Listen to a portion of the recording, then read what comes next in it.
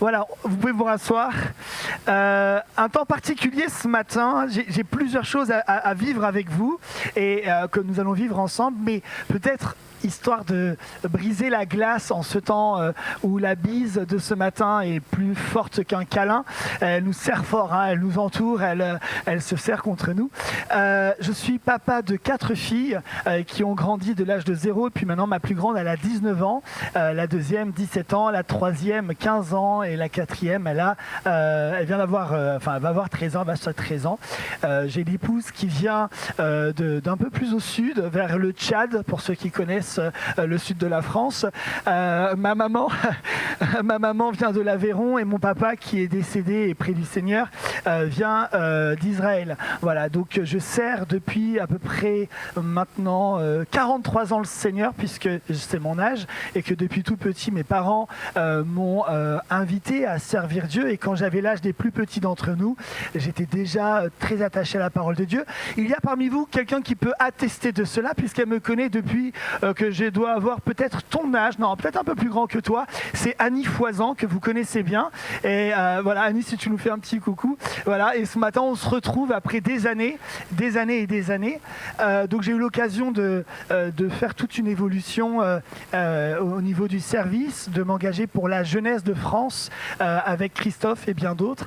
Et nous sommes heureux de voir que notre pays est aimé de Dieu. Nous sommes heureux de voir que notre pays est dans le cœur de Dieu. Nous sommes heureux de voir que Dieu a des projets de paix et non de malheur, et qu'il n'en a pas fini avec notre pays. Et ce matin, je ne viens pas seulement parler du pays, mais de la Haute-Savoie. Merci beaucoup Christophe, c'est top.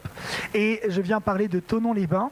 Et pour la petite anecdote, je suis déjà venu au moins 2 fois à Thonon-les-Bains. Ce n'est pas dans l'ADD de Thonon que j'ai mis les pieds. Mais j'ai pu voir tout ce que Dieu fait de beau et de bon ici. Je suis également, par ma famille, attaché à la Suisse, là où nous allons tous travailler pour gagner plus et dépenser en France. Voilà, juste pour planter un peu le décor. Maintenant, laissons de côté l'homme que je suis et parlons plutôt du serviteur. Alors que Christophe m'a invité, j'ai vraiment eu un message de Dieu pour vous ce matin. Un message qui n'est pas nécessairement facile à apporter parce qu'il va certainement bousculer ou déranger sans être ni agressif ni désagréable. Vous savez, cette parole que certains hommes du réveil annonçaient en disant quand je prêche, le résultat c'est soit les gens pleurent, soit ils ont envie de me faire du mal. Quand Jésus a porté la parole, il y a des gens qui étaient profondément touchés, mais d'autres cherchaient à le faire mourir parce que ça ne leur plaisait pas. Ce matin, j'aimerais que vous soyez touchés et que vous ne cherchiez pas à me faire mourir. Voilà. J'ai demandé à Christophe de préparer une vidéo. J'aimerais qu'on la regarde ensemble sur nos écrans avec le son. En guise peut-être d'introduction, les enfants, vous allez pouvoir voir des mots s'afficher sur le mur, les jeunes, les ados aussi. Puis on revient ensemble et je vous parle de la thématique qu'on va voir ensemble. La Bible déclare: mon roi est le roi des Juifs. Il est le roi d'Israël. Il est le roi de la justice. Il est le roi de tous les âges. Il est le roi des cieux. Il est le roi de la gloire. Il est le roi des rois et le Seigneur des seigneurs. C'est mon roi. Le connaissez-vous? Mon roi est un roi souverain. Aucune unité de mesure ne peut définir son amour infini. Sa force perdue, sa sincérité est entière. Il est immuable éternellement. Sa grâce est éternelle, sa puissance est majestueuse, sa miséricorde est impartiale. Le connaissez-vous? Le plus grand phénomène n'ayant jamais franchi l'horizon de ce monde. Il est le Fils de Dieu, il est le sauveur du pécheur, il est la pièce maîtresse de la civilisation. Il est incomparable, il est sans précédent, l'idée la plus élevée de la littérature. La personnalité dominante en philosophie, la doctrine fondamentale réelle de la théologie. Il est l'unique désigné à être le sauveur absolu. Je me demande si vous le connaissez aujourd'hui. Il procure la force aux faibles. Il est disponible pour le tenter et l'éprouver. Il sympathise et il sauve. Il fortifie et soutient. Il sécurise et il guide. Il guérit le malade. Il purifie le lépreux. Il pardonne le pécheur. Il acquitte le débiteur. Il délivre le captif. Le défenseur du faible. Il bénit la jeunesse. Il met au service du malheureux. Il considère l'âgé. Il récompense l'assidu. Il embellit l'humble. Je me demande si vous le connaissez. La clé de la connaissance. Il est la source de la sagesse. L'embrasure de la délivrance. Le sentier de la paix. Le chemin de la droiture. Il est la grande route menant à la sainteté. La porte menant à la gloire. Le connaissez-vous? Sa vie n'a pas d'égal. Sa bonté est sans limite. Sa miséricorde dure à toujours. Son amour ne change pas. Rassasiante est sa parole. Suffisante est sa grâce. Son règne est vertueux. Son joug est léger. Son fardeau est léger. J'aimerais vous le décrire. Il est indescriptible. Il est humainement incompréhensible. Il est invincible. Il est irrésistible. Impossible pour vous d'éliminer de vos pensées. Vous ne pouvez l'échapper de vos mains. Vous ne pouvez survivre sans lui, ni vivre sans lui. Les pharisiens ne pouvaient le supporter. Sans contrefaçon, ils ne pouvaient pas l'arrêter. Pilate n'a pas trouvé aucune faute en lui. Hérode ne pouvait pas l'éliminer. La mort ne pouvait pas le gérer. Impossible pour le tombeau de le retenir. Oui, oui, c'est mon roi, c'est mon roi. À ce moment, on peut applaudir Jésus.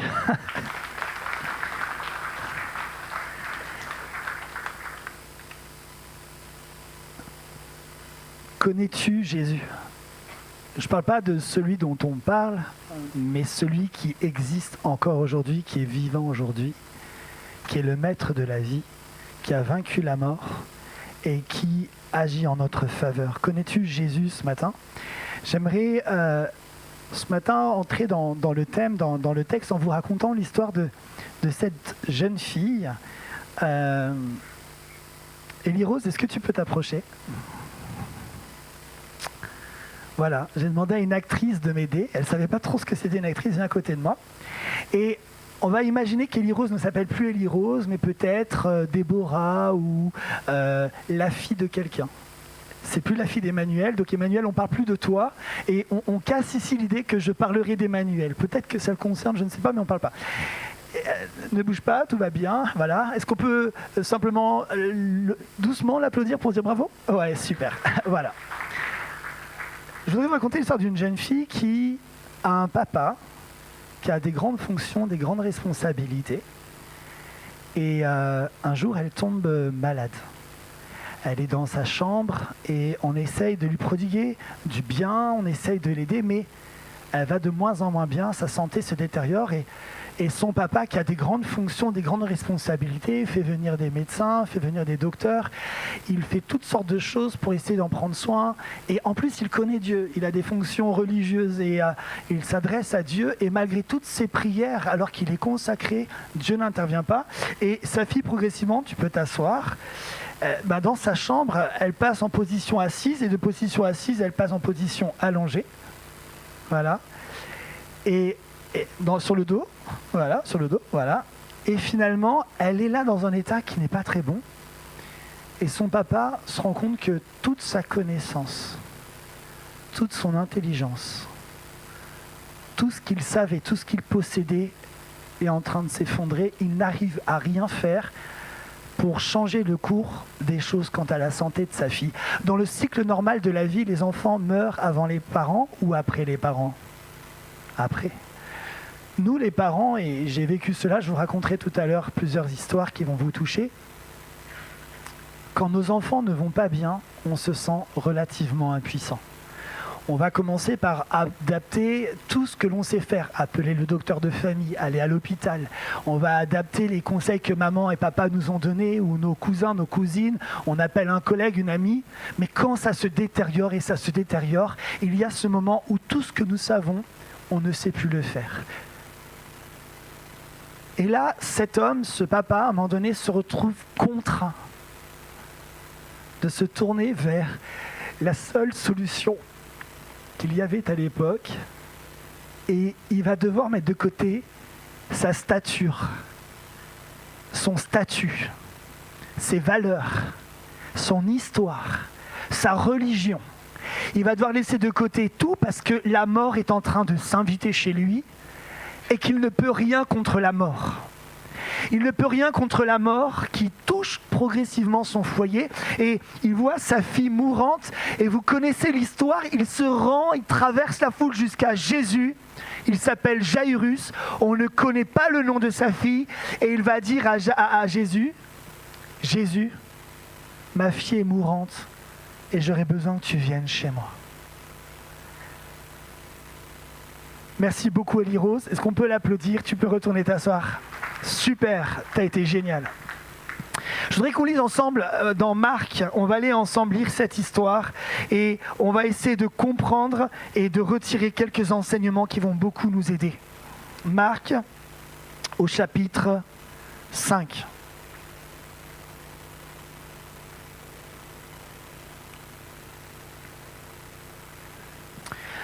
Jésus revient d'une expédition, il revient en bateau. On est dans Marc 5, il y a 2 autres textes qui parlent de la même histoire, dans Luc et dans Matthieu, mais j'ai choisi ce matin Marc.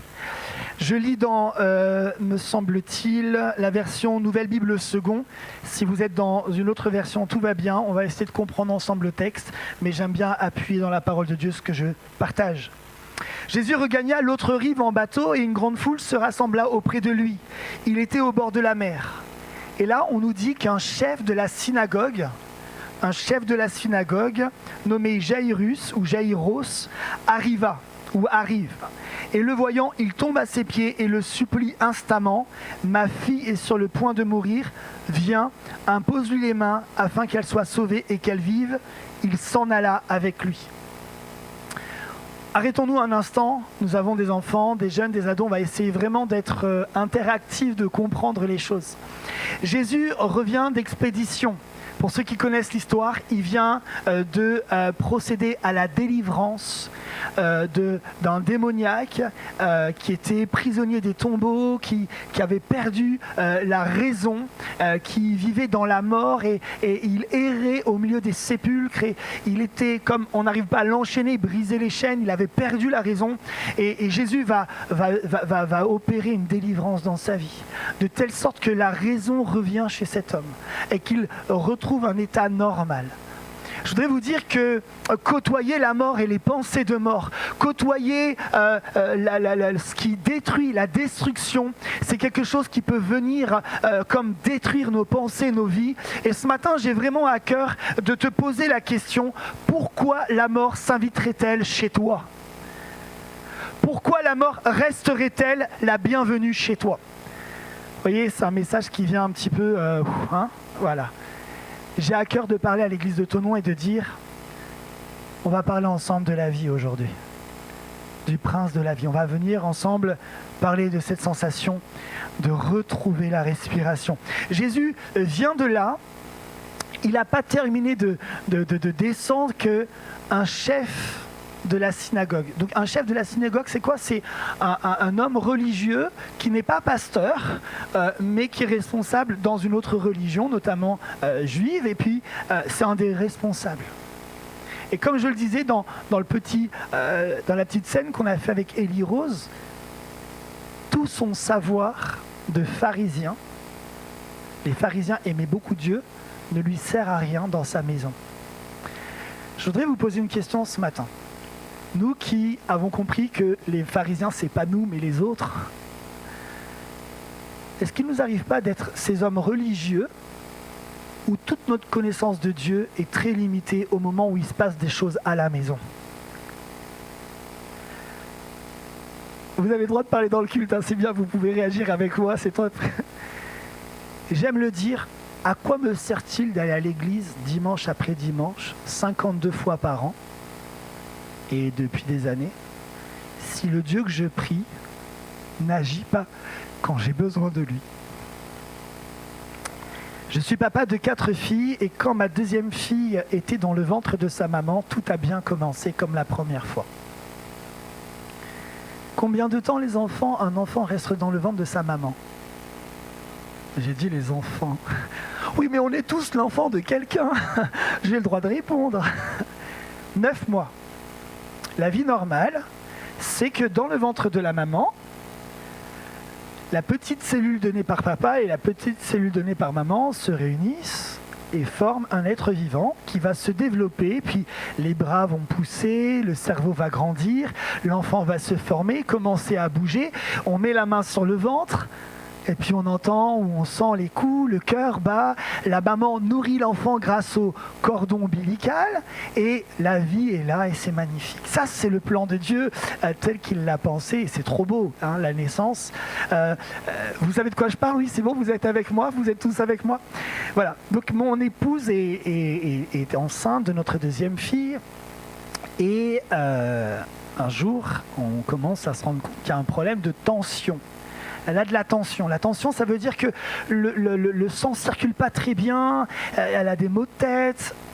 On va chez le docteur, on prend la tension, et une tension normale, bon, la normalité en tension, un médecin vous dira, ça dépend de chaque individu, mais vous êtes à 11, 12, 13, 14 de tension. Alors après, il y a la montante, la descendante. S'il y a des médecins dans la salle, vous ne saurez plus qui elle est. Mais bref, elle était à plus de 20 de tension, et le médecin de famille dit, c'est normal, rentrez chez vous. Non, pas le médecin de famille. Exactement, c'était son gynécologue. Donc l'homme ou la personne responsable, le docteur responsable de suivre les femmes et notamment, dans ce cas-là, l'accouchement. On se regarde et je dis non, il y a quelque chose de pas normal. Donc on va chez le médecin de famille. Et là, le médecin de famille, il l'envoie immédiatement dans un hôpital parisien, le meilleur en l'occurrence. Nous arrivons et l'hôpital nous transfère immédiatement dans l'hôpital européen, donc qui s'appelle d'Enfer-Rochereau, enfin Port-Royal, pour ceux qui ont entendu un peu parler de ça, et en urgence. Et là, le mardi matin, alors qu'on n'est qu'à 5-6 mois de grossesse, on est autour de la 28e semaine exactement, enfin on est par là, voilà. On apprend brutalement que jeudi, l'enfant va naître, parce que c'est ou la maman ou l'enfant qui doit vivre. Dans ces moments-là, mes amis, vous avez beau être pasteur, informaticien, beau. Pourquoi vous rigolez? Vous n'êtes rien d'autre qu'un homme comme les autres qui ne peut rien d'autre que de prier. Et je la fais courte, donc on a envie de dire mais on a envie de dire mais est-ce que ça peut changer? Non. Les médecins connaissent leur travail, c'est jeudi qu'elle accouchera. On fait des piqûres pour pouvoir faire maturer les poumons de l'enfant.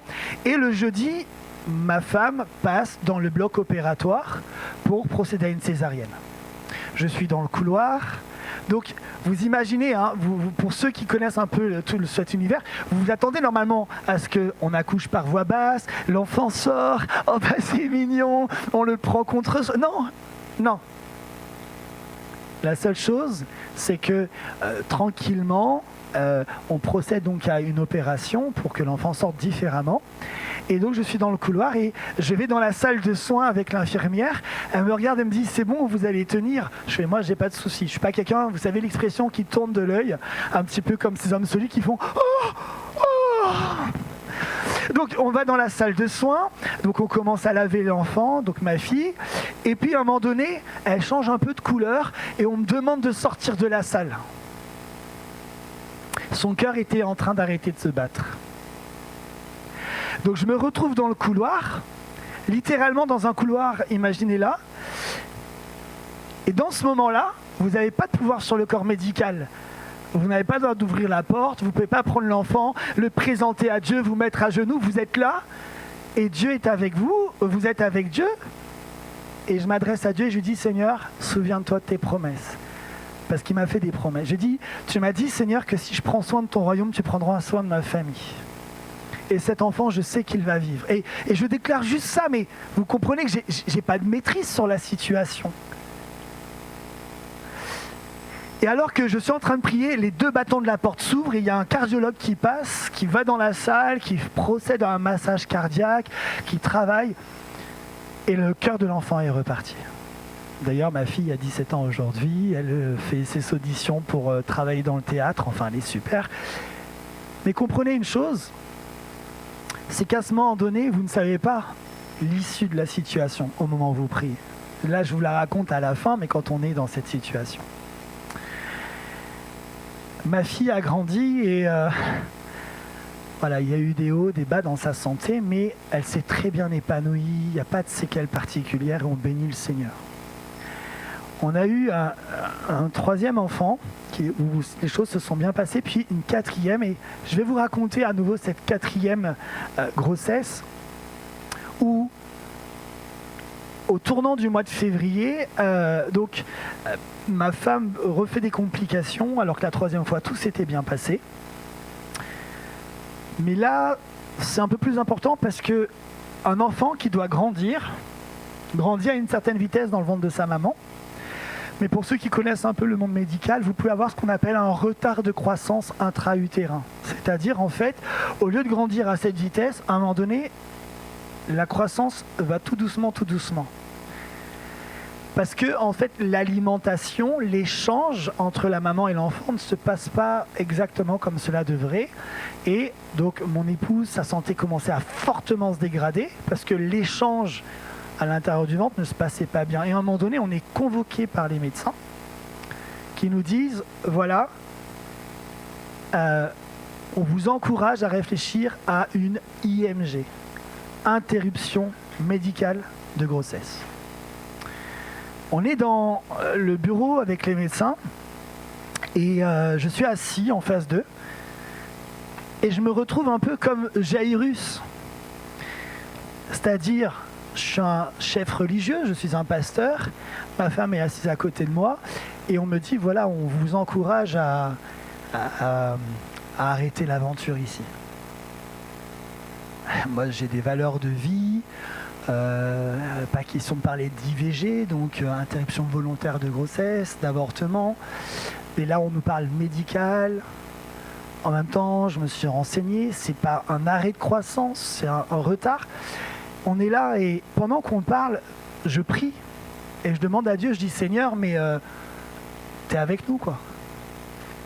Et je dis au médecin, écoutez, j'entends vos conseils, mais confirmez-moi, la croissance n'est pas à l'arrêt. Ils me disent non. Donc elle continue de grandir. Ils me disent oui. Je dis, est-ce qu'on peut se mettre d'accord? Je respecte votre autorité et je respecte votre travail. Je crois que, voilà. Maintenant, je voudrais vous dire, je suis enfant de Dieu, je crois en Dieu. Et je crois en la vie et je ne peux pas prendre la décision d'arrêter la vie. Donc on va procéder à un accord entre vous et moi. Ma femme était d'accord. Faites de votre mieux. Le jour où vous me dites que la vie s'est arrêtée ou qu'il n'y a plus de croissance, on vous écoutera et on ira dans votre sens. Mais tant qu'il y a de la croissance, laissez cet enfant grandir. Ma fille est née à 600 grammes. Elle était dans ma main. Et à cet âge-là, donc elle est née à 26 semaines, parce qu'au-delà, en dessous de 26 semaines, ils ne procèdent pas, en tout cas à cette époque-là, aux naissances. D'abord, ce qu'il faut comprendre, c'est que ce soit pour la première histoire ou la deuxième, le soir, vous rentrez chez vous, mais votre enfant reste à l'hôpital, dans son petit aquarium. Tout va bien, c'est pas méchant, l'enfant a bien grandi et tout va bien aujourd'hui. Et c'est normal, il faut qu'ils entendent ces choses-là. Et alors, on rentre à la maison et on doit dire, Seigneur, je te fais confiance pour la vie de mon enfant. Vous avez entendu comme moi les histoires qui font parfois un petit peu nous inquiéter, quoi. Vous laissez votre enfant, vous ne savez pas si vous le retrouvez, etc. Mais Dieu avait sa main. Et Dieu m'a appris à ne pas m'inquiéter parce que où que je sois, la vie de mon enfant est entre ses mains. Et alors, mon enfant a grandi. Et aujourd'hui, c'est une magnifique enfant qui fait du basket. Elle va très bien. Elle parle anglais. Et elle loue le Seigneur. Elle compose pour Dieu. Elle chante. Mes 3 grandes sont baptisées. Pourquoi je vous raconte ça? Pas parce que c'est une histoire facile. Mais c'est juste que il y a ces moments de vie où votre foi est mise à l'épreuve parce que vous vivez dans votre maison, parce que vous croyez que Dieu est le Dieu de la vie. Et je pourrais vous raconter beaucoup d'autres histoires qui sont arrivées, et j'en viendrai certainement.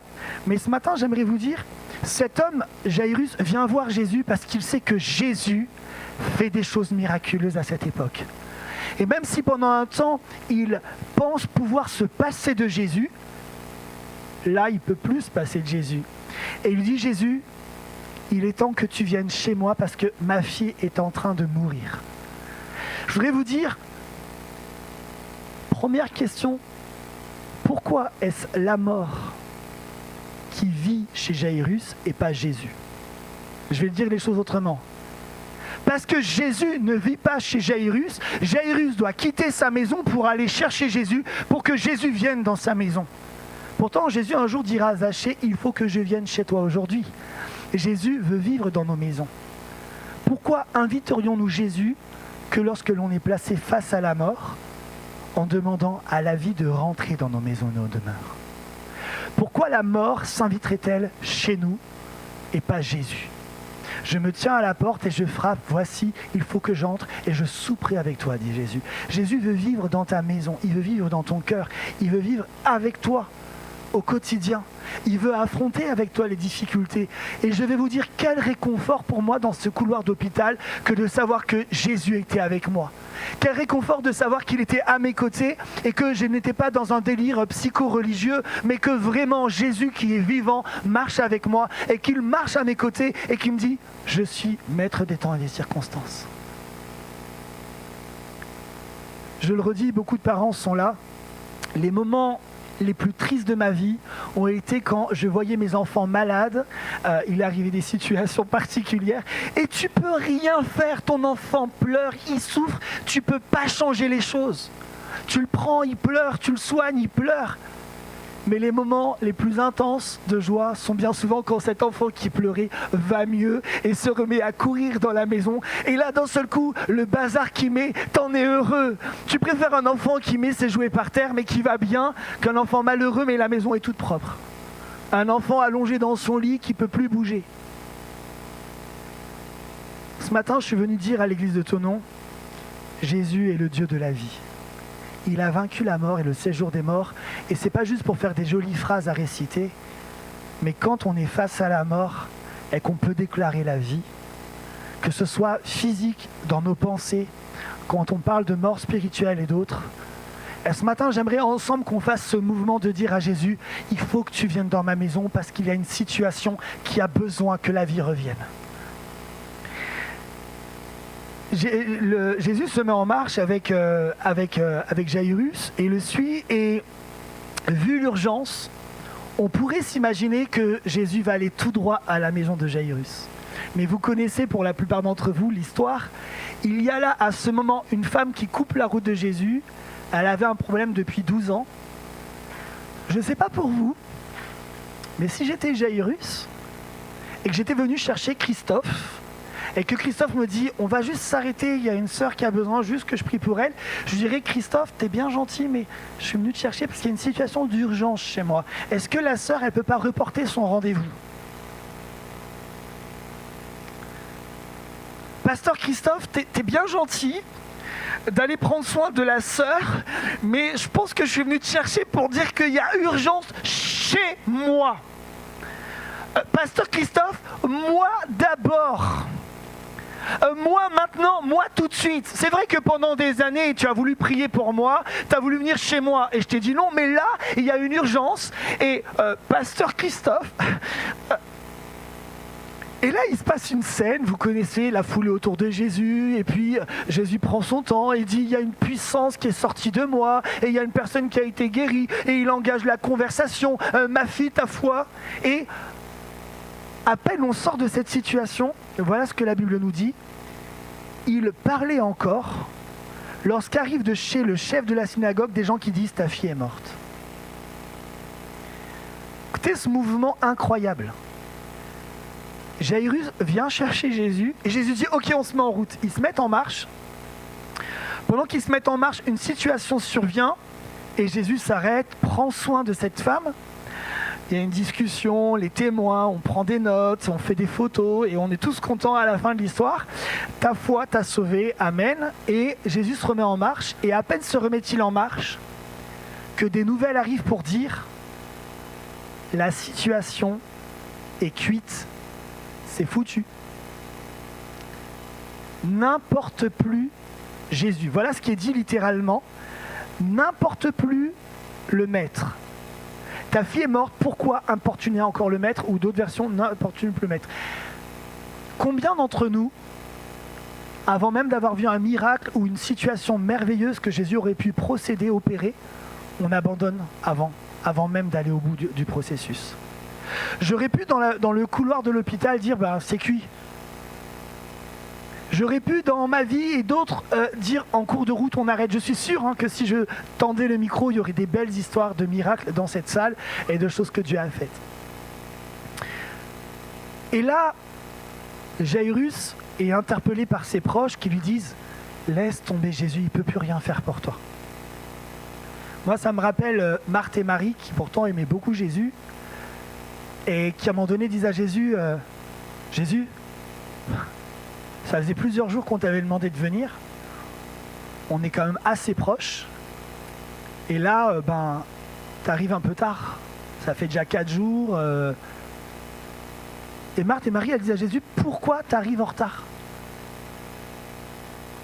Je t'avais demandé de venir avant et t'arrives en retard. Et Jésus dit, ne vous inquiétez pas, Lazare va ressusciter. Oui, on sait qu'il va ressusciter à la fin. Non, il va ressusciter. Et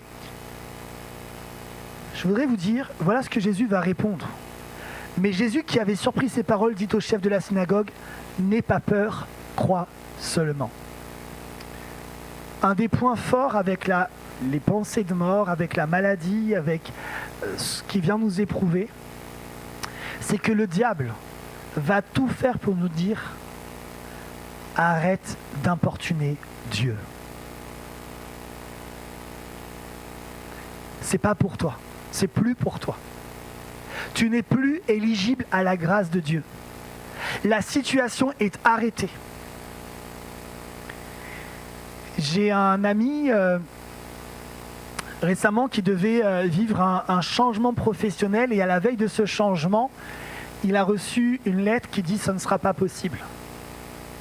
Lorsque mon épouse et moi, nous avons voulu acheter la maison dans laquelle nous sommes actuellement, on a fait la demande de crédit et la banque nous a écrit « refus ». Quand le monde te dit non, rappelle-toi qu'il y a une cour d'appel céleste vers laquelle tu peux te tourner et Dieu peut encore changer les choses, même quand le monde a dit c'est non. Je vous le dis sincèrement, je l'ai tellement vécu dans ma vie, des gens qui m'ont dit c'est foutu, c'est mort. Quand Dieu n'a pas dit son dernier mot, Dieu n'a pas dit son dernier mot. Et là, mon ami, je lui dis écoute, on a reçu ensemble une parole de Dieu pour ta vie professionnelle. Tu seras ce que Dieu a dit que tu seras. Et lundi dernier, il a reçu, je ne rentre pas dans les détails, je ne veux pas rentrer, mais il est devenu ce qu'il devait devenir. Et il a pu rendre gloire à Dieu. Quand la banque m'a envoyé le refus, nous avons dit à mon conseiller, j'ai dit écoutez, je suis enfant de Dieu, cette maison, Dieu veut me la donner, revoyez les choses. Il a renvoyé le dossier. C'est pas une blague. Oui, j'ai vraiment fait ça. Et c'était pas une banque parisienne, c'était une banque aveyronnaise. Une grande banque, hein, c'est pas la petite banque du coin. Et un jour, il m'appelle, il me dit « Monsieur Vidal », c'est mon nom, Monsieur Vidal, « est-ce que vous avez des pistons dans la banque ?»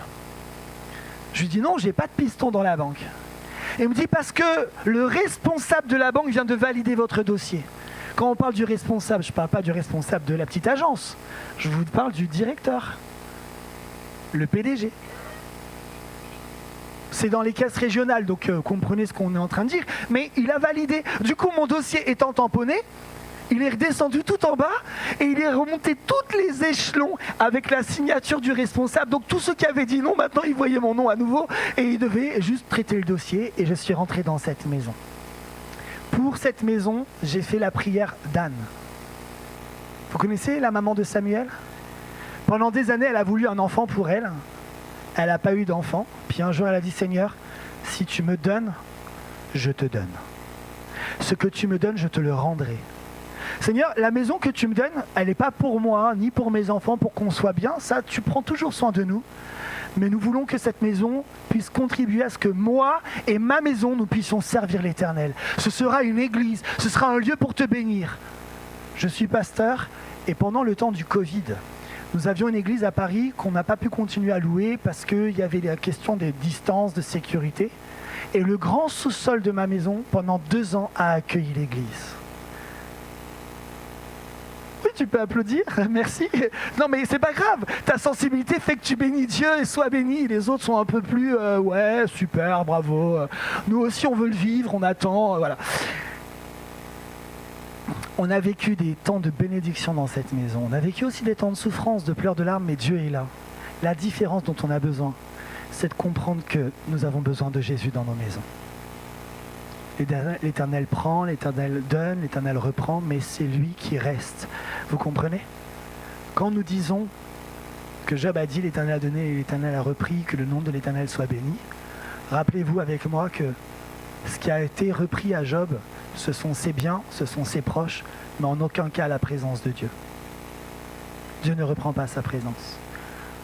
Elle peut s'éloigner quand tu fais le mal et cultives le mal, mais sinon, il t'assure d'être avec toi dans les eaux paisibles, mais aussi dans la vallée de l'ombre de la mort. Il reste avec toi.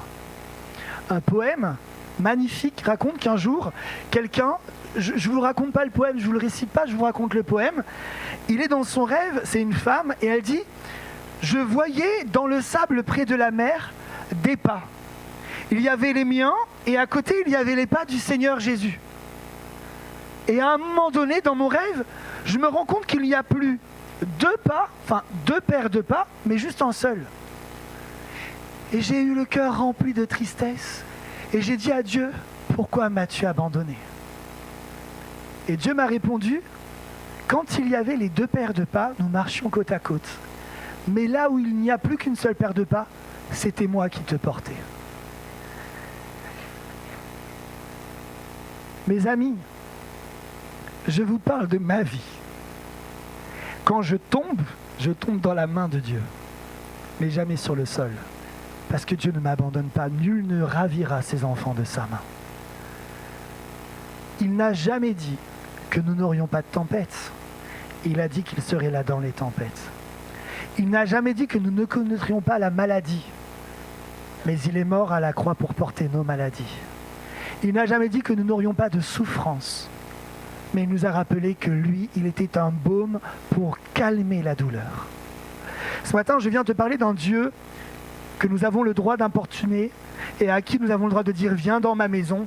Et même si une voix vient te dire « C'est trop tard, n'importune plus Dieu », fais appel. Viens voir Jésus et dis « Jésus, je sais que tu peux le faire ».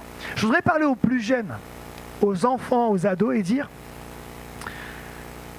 en tant que j'ai fait des colonies de vacances, j'ai beaucoup travaillé avec les enfants. Des fois, on voit des choses à la maison et on aimerait que Dieu change. Alors si les adultes peuvent fermer leurs oreilles, on aimerait que Dieu change papa et maman, qui se disputent beaucoup.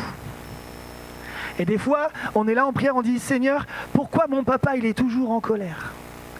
On ne parle pas d'un papa qui ne va pas à l'église, hein. Je parle aux enfants, s'il vous plaît, arrêtez de dire oui et non.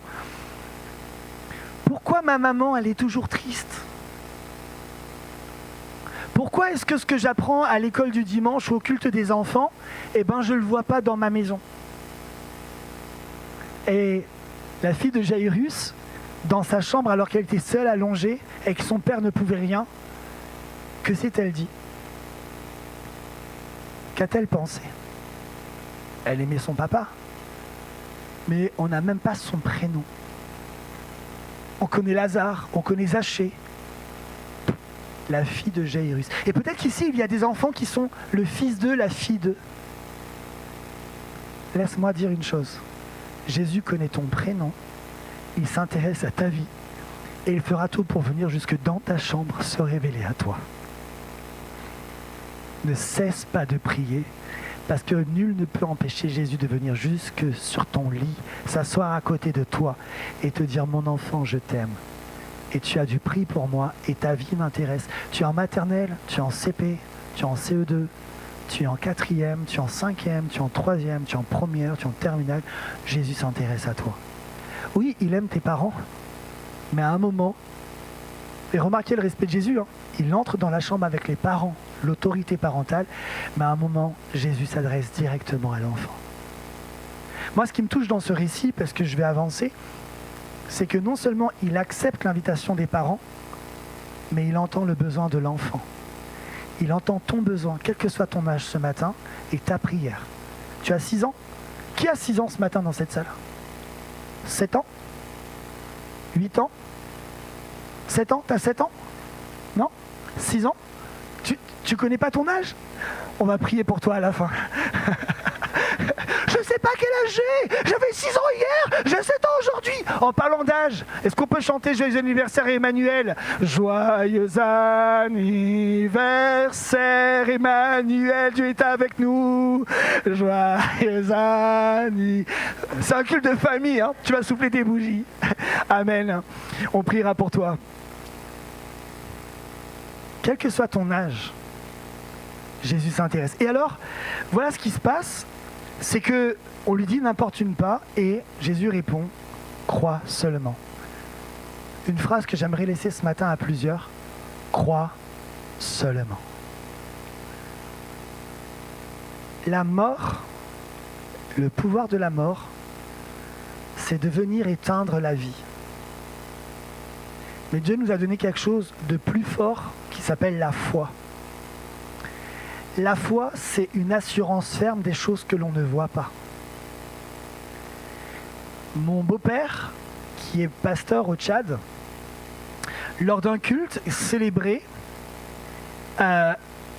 vous avez certainement ça à Thonon-les-Bains, au moment du culte, à un moment donné, un don spirituel, et quelqu'un dans la salle prophétise, et ça fait quelque chose comme « Je suis la résurrection et la vie ». Et la personne se rassoit. Merci pour le don spirituel.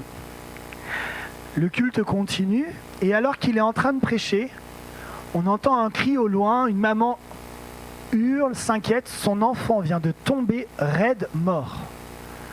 Faites-moi grâce, ça se passe en Afrique, mais ils savent quand les gens sont vivants et morts, donc c'était pas une fausse mort, c'était une vraie mort, on n'avait plus de souffle, plus de respiration, plus rien, corps pendant, en plein culte. Je ne sais pas comment vous réagiriez à Thonon-les-Bains, mais à Koumra, au Tchad, mon beau-père réfléchit l'espace d'un instant et se rappelle que dans le culte, une parole a été prononcée.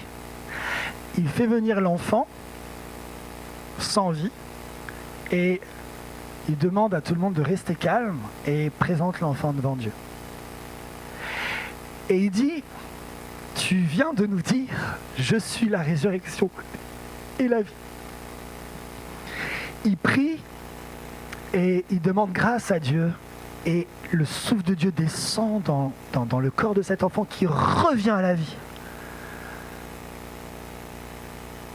Je crois en la puissance de Jésus-Christ. Et je vous dis, ce ne sont pas des histoires pour faire dormir les enfants. Ça existe en 2023. Dieu peut rendre la vue. Dieu peut rendre la vie. Dieu peut rendre l'ouïe. Dieu peut restaurer ce qui était abîmé. Et à Thonon-les-Bains, dans cette église pentecôtiste assemblée de Dieu, nous avons besoin de croire que plus fort que la mort, Jésus-Christ est la vie et que c'est sa salle de trône. Sa vie est là, sa vie est présente et il vient renverser des pensées qui sont peut-être là depuis des années. Dieu n'a pas oublié Thonon-les-Bains. Il y a pas très loin d'ici une source qui s'appelle Évian où on peut puiser de l'eau. Il y a à Thonon, là, une eau vive sur laquelle nous pouvons nous reposer pour boire. Et si je savais qui était Jésus, comme cette femme samaritaine, je lui dirais « Donne-moi à boire afin que je n'ai plus soif ». Je veux croire et cet homme va suivre Jésus puisqu'il continue à se mettre en marche ensemble.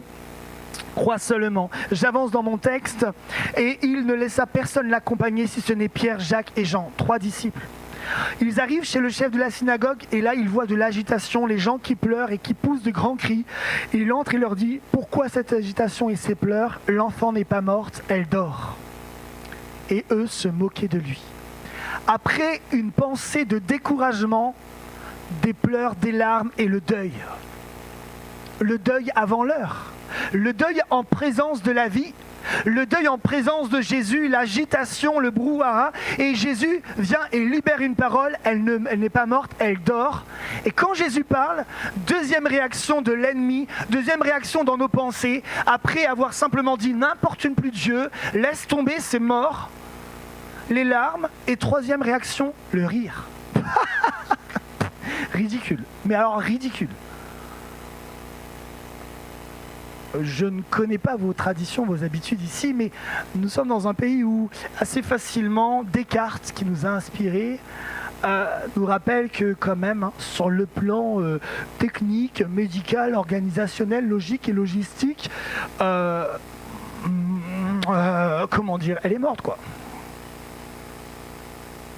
Ça défie la raison. Et la foi défie la raison. La foi défie le raisonnement. Je suis un enfant qui n'aurait pas dû naître, car ma mère ne pouvait avoir d'enfant. Et quand l'église s'est mise en prière, ma mère m'a eu, mais à 6 ans, j'ai été gravement malade. Pour ceux qui connaissent ce matin, petit cours de médecine, méningite à méningocoque, en 1986, âge où en fait, et époque où on ne faisait rien pour quelqu'un qui avait cette forme très grave de la méningite, si ce n'est dire aux parents, préparez-vous, puisqu'il lui reste X jours à vivre. On en parle ensemble, il te reste 1 mois à vivre, 6 mois à vivre, 2 ans à vivre. Que ce soit des médecins ou toi dans ton cœur qui te dit « mon père est mort à 26 ans, mon grand-père est mort à 26 ans, je mourrai à 26 ans ». Que ce soit des pensées de dire « mais avec ce que j'ai, je ne vais jamais tenir jusqu'à 70 ans ». Quand le monde te dit « tu mourras avant l'âge, avant l'heure », et que tu vis avec cette idée « je vais mourir, je vais mourir, je vais mourir ». Il te reste tant. Et mes parents, qu'est-ce qu'ils ont fait? Ils ont fait ce qu'on fait de mieux, ils ont appelé Jésus, L'église a prié, prié, prié, et je suis vivant. Et sans séquelles. Même si certains disent que voilà, peut-être un peu bizarre quand même. Non. Ça vaut le coup de dire à Jésus de venir guérir nos familles, de venir guérir nos enfants, de venir. Et en face de la moquerie, je veux opposer la parole de Dieu et dire non, je rigolerai pas parce que Dieu est le Dieu de la vie et il emmène la vie. Et ce matin, Tonon, le message que je partage avec toi, c'est un message de vie, un message d'espoir. C'est pas un message juste pour galvaniser, juste pour te rendre objectif ou te rendre positif ou optimiste. Non. La foi est au-dessus de ces choses. La foi, c'est l'assurance dans les choses que je ne vois pas. Dieu, ce matin, vient littéralement dans des cœurs et des vies restaurer la vie. Au sens premier du terme, dans tes cellules, dans des organes de ton corps, de ton cœur, de ta vie qui étaient touchés, mais également dans ta foi. On en parle de ce moment où, vous connaissez Adam et Ève? Qui connaît Adam et Ève? Qu'est-ce qu'ils ont fait Adam et Ève? Juste les enfants, qu'est-ce qu'ils ont fait Adam et Ève qui n'était pas bien? Vas-y. La pomme. Ton père t'a dit que c'était la pomme. Il est contre Apple. Il prend des Android, lui. Ils ont fait quoi? Ils ont mangé un fruit, mais c'était quoi le problème de manger un fruit? Moi, j'ai mangé des fruits ce matin, des ananas. Dis-moi. Le fruit interdit. Ils ont mangé le fruit interdit. C'est vrai? Qui avait interdit ce fruit? Dieu. Alors, il avait interdit le fruit et ils ont mangé le fruit. La Bible nous dit, écoutez bien, alors c'était quoi la punition s'ils mangeaient le fruit? Qui a dit la mort? Mais non, mais tu n'es pas... Enfin, tu es un enfant, mais... Bon, soyons comme des enfants. Christophe a lu un texte, on est tous comme des enfants. C'est bon, j'accepte. Lisons le texte, bougez pas, je vous le lis simplement. Et l'Éternel Dieu ordonna à l'homme, mange tous les fruits et tous les arbres du jardin, sauf du fruit de l'arbre de la détermination du bien et du mal. De celui-là n'en mange pas, car le jour où tu en mangeras, tu mourras. Vous savez ce qui s'est passé le jour où ils ont mangé du fruit, Adam et Ève? Ils ne sont pas morts.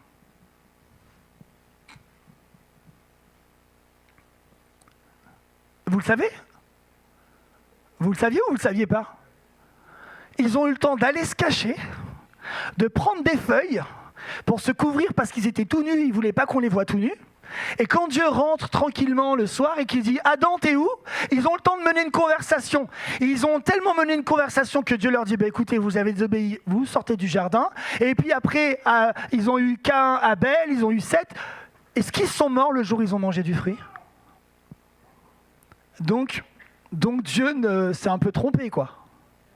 Bah si, il s'est trompé. Il a dit le jour où vous mangerez du fruit, vous mourrez. Ils ne sont pas morts. Ils ont quoi?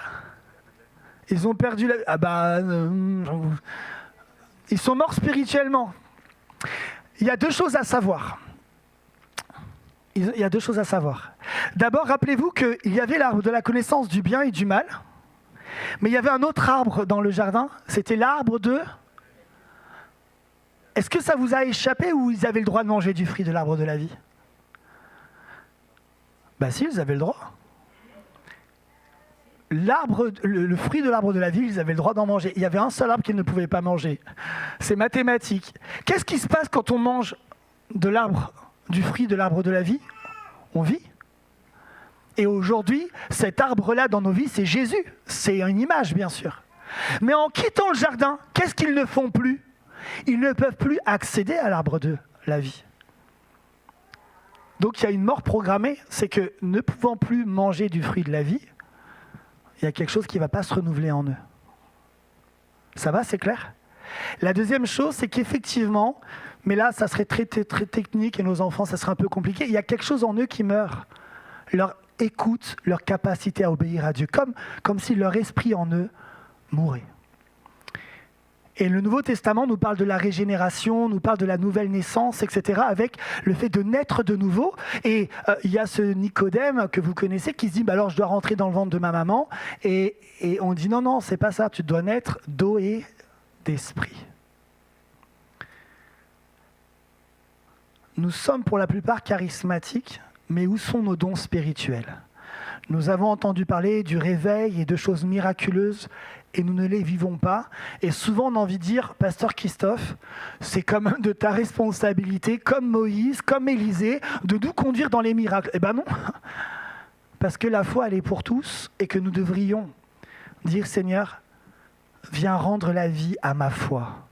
Viens rendre la vie à mon cœur. Viens rendre la vie, viens me rappeler que je peux croire dans les miracles, que je peux croire que tu agis. Seigneur, viens réveiller ce qui est mort en moi. Peut-être que quand j'étais plus jeune, à l'âge d'un enfant, quelque chose dans ma foi est mort. Peut-être il y a des années, c'est devenu mourant et je n'ai plus cru que Dieu pouvait faire des choses. Donc je continue comme Jairus à être un religieux, mais il y a quelque chose de mort dans ma maison. Il y a quelque chose de mort dans mon cœur. Il y a quelque chose de mort dans ma foi que Jésus doit venir toucher ce matin, venir relever, venir rendre à la vie. Il y a quelque chose peut-être qui en toi est comme éteint et que Dieu veut rallumer. Je dis peut-être, vous comprendrez que c'est par pudeur et pour laisser chacun libre, mais si j'exerçais tel que je pense les choses, je dirais il y a dans ce lieu et j'affirmerai plus fort, mais j'en appelle à votre intelligence et votre cœur. Il y avait des gens qui se moquaient, mais lui les chasse tous, prend avec lui le père et la mère de l'enfant, ainsi que ceux qui l'accompagnaient. Il entre là où se trouvait l'enfant, il saisit l'enfant par la main et lui dit « Talitha Koumi », ce qui se traduit « Jeune fille, je te le dis, réveille-toi ». Aussitôt la jeune fille se leva et se mit à marcher. Elle avait 12 ans. Ce matin, Dieu saisit l'occasion par la personne que je suis de nous tendre la main et de nous dire « Lève-toi ». 2 phrases encore à vous laisser. Je voudrais prendre un chant, puis on va apprendre un verset ensemble. La Bible nous dit en Corinthiens 15, verset 55, « Ô mort, qu'est devenue ta victoire ? Ô mort, où est ton dard ? Le dard de la mort, c'est le péché, et le péché tire sa force de la loi. Mais loué soit Dieu qui nous donne la victoire par notre Seigneur Jésus-Christ. » Un autre verset que je voudrais vous laisser, que je relirai tout à l'heure, « Et réveille-toi, toi qui dors, relève-toi d'entre les morts, et Christ fera lever sa lumière sur toi. » Dieu a brisé les liens de la mort. Il l'a ressuscité, donc Jésus, car il était impossible que la mort le retienne captif.